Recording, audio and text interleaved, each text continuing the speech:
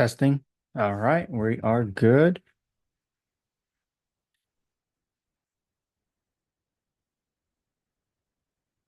All right, guys. All right, guys. Welcome to another episode of the Sales Manager Academy podcast. I'm your host, Omar. And as always, we go over talking about best practices when it comes to leadership. And today, one of the things I want to talk about, and this is something that I've been posting about, and I've actually created a quiz for this too. So if you follow me, feel free, take it. There's no charge, it's free. You'll get some really great information when it comes to your personality type, when it comes to your leadership style, and the others that you work with. Um, and that's really what I want to talk about today, how personality styles change uh, for you as a leader and what it means when you are coaching and directing others. Because you do have to change things up. I've mentioned it before. What people take away from conversations, you can have a group of people, three people, each one of them, even though you talked to all of them at the exact same time, you gave them all the exact same information, they're going to take away different meanings and different interpretations of that conversation. One might be great, we're on pace. Another one's going to be shit, I'm trailing, I'm behind. Another one's like, I don't really know what's going on, but I'm just going to go with the flow.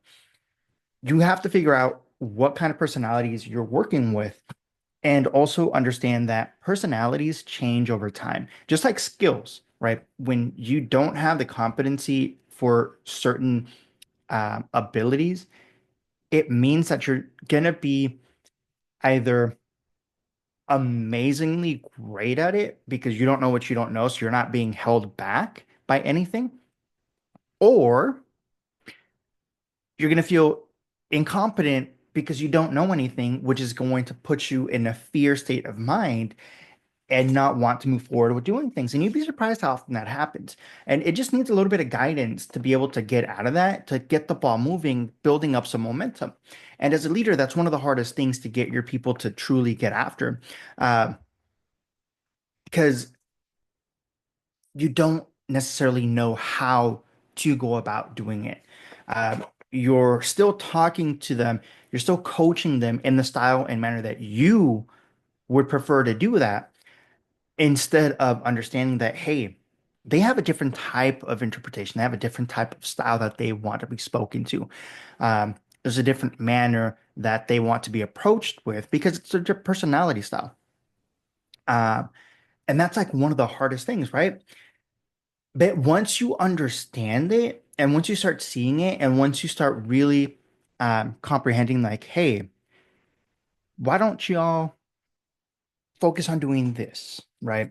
And you go about talking about it in the voice that they want to be talked to, in the tone that they will actually interpret the best and actually respond in a positive note, positive manner. That's where we want to go with, right? That's what we want to get to. And that's the kind of leadership style that you want to adapt because being a leader means you're adapting to other people's needs, to other people's personalities.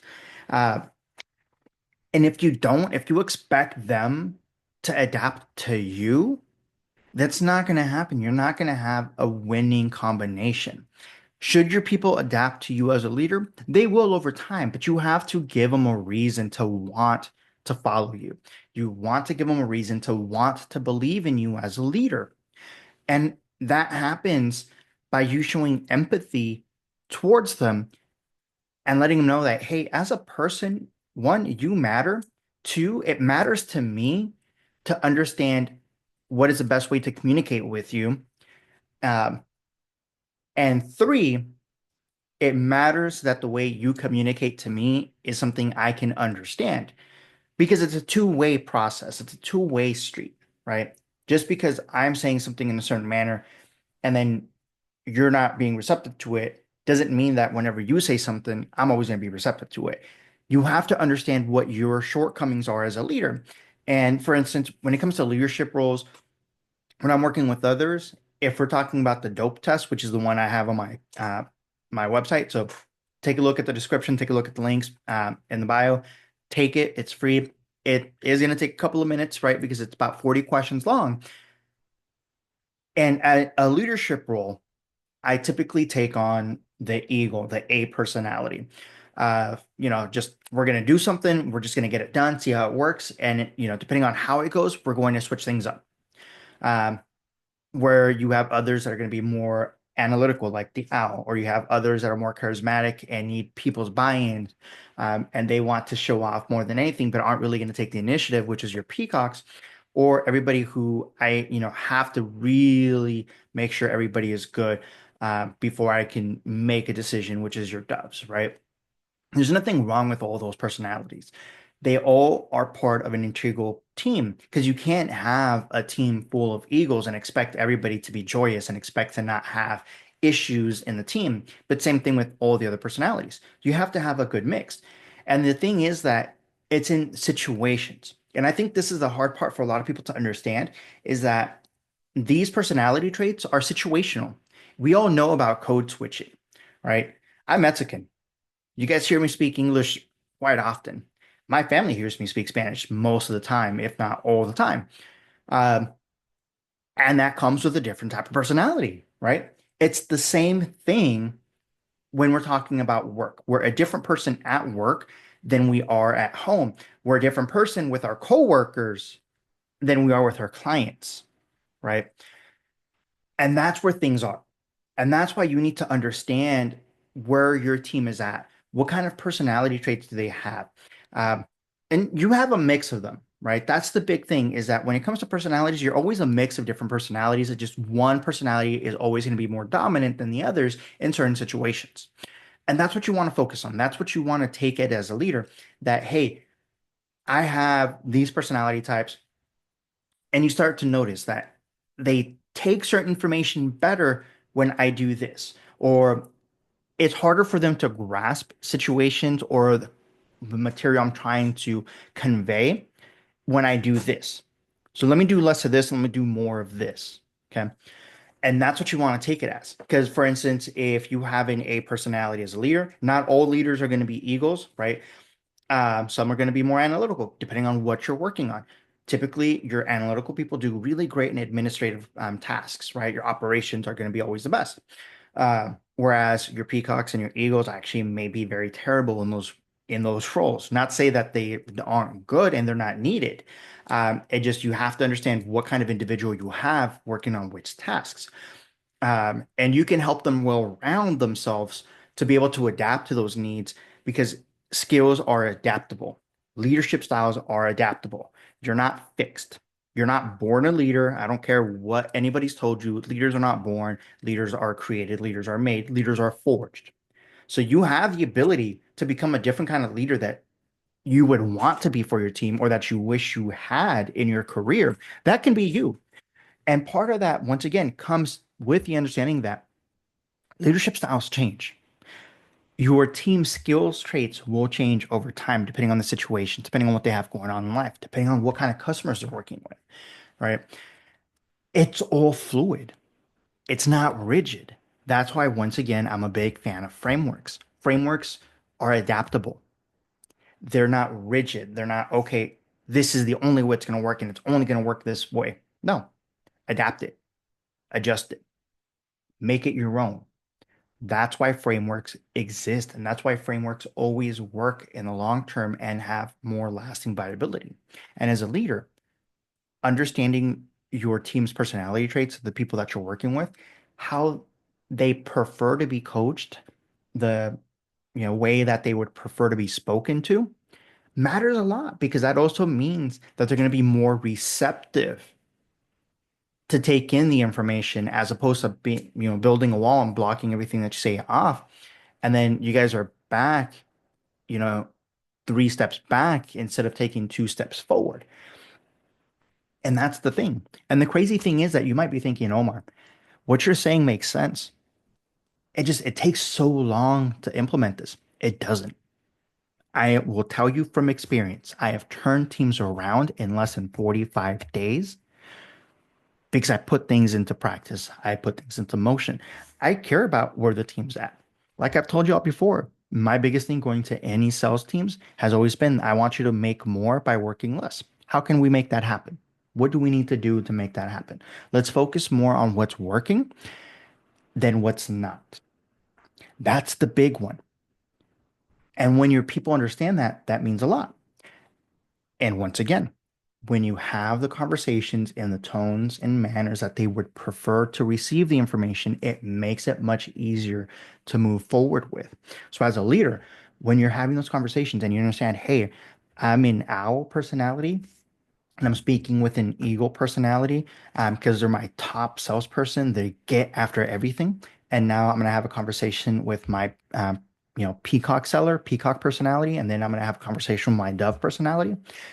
I can't have the exact same conversation with all three and expect the same results. I have to adapt how I'm talking, adapt my conversation style, adapt my tonality, my body language to match what they would prefer.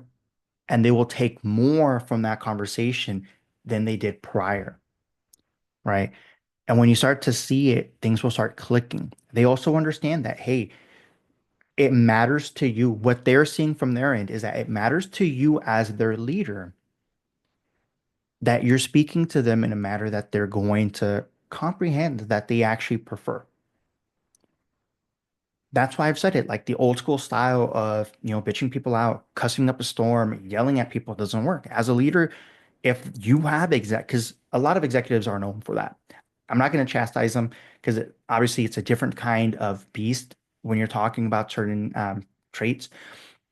And also, it may have worked to get them there, but things have changed. And just they're not in the front lines anymore, seeing what is out there. Okay. And that's the big one.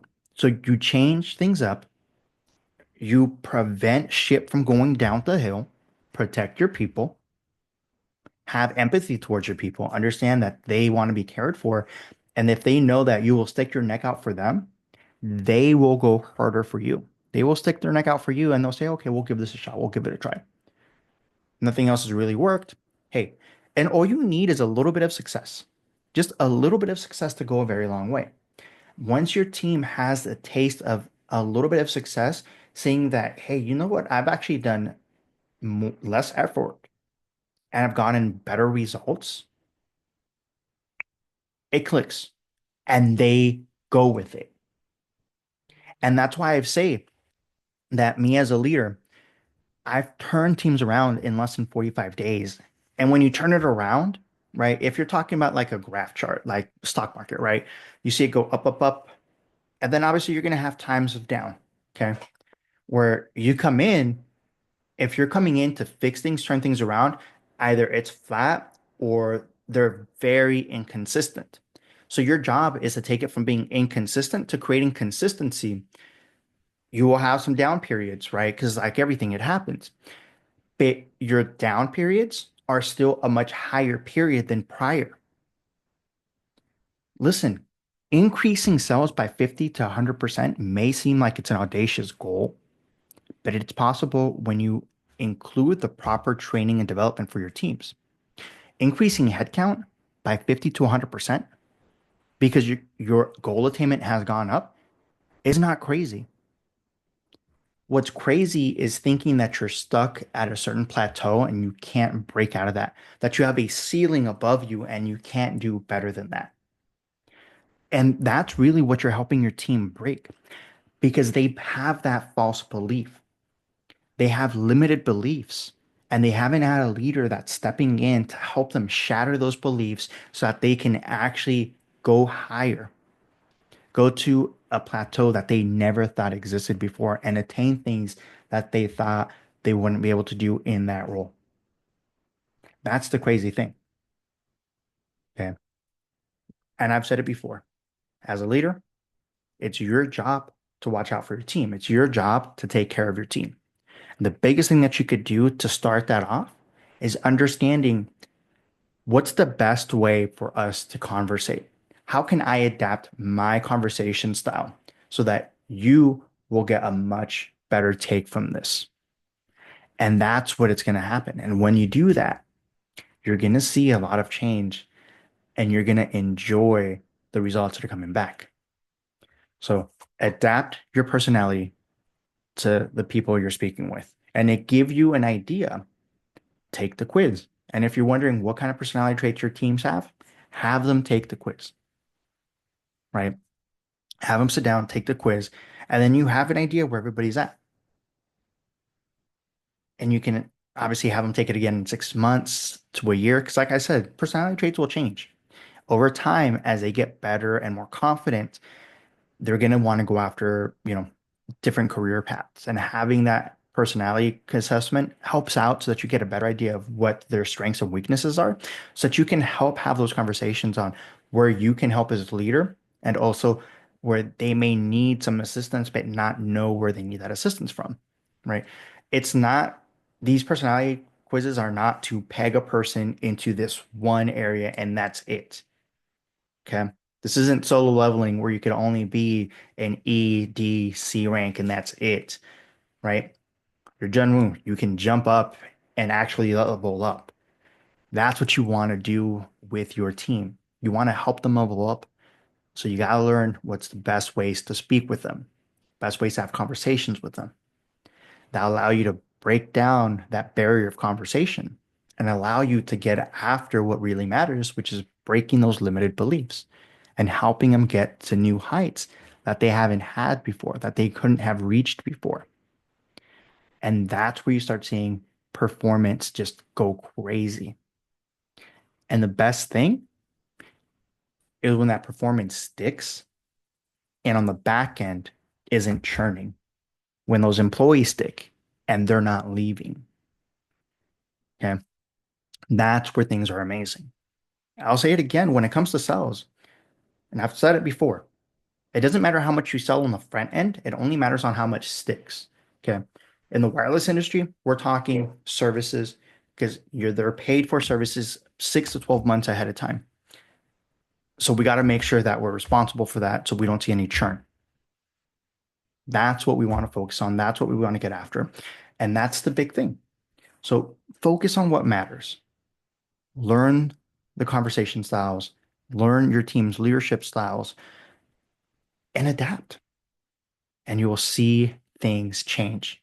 Because once you adapt the communication style, the coaching becomes a lot easier and the results are attained much faster.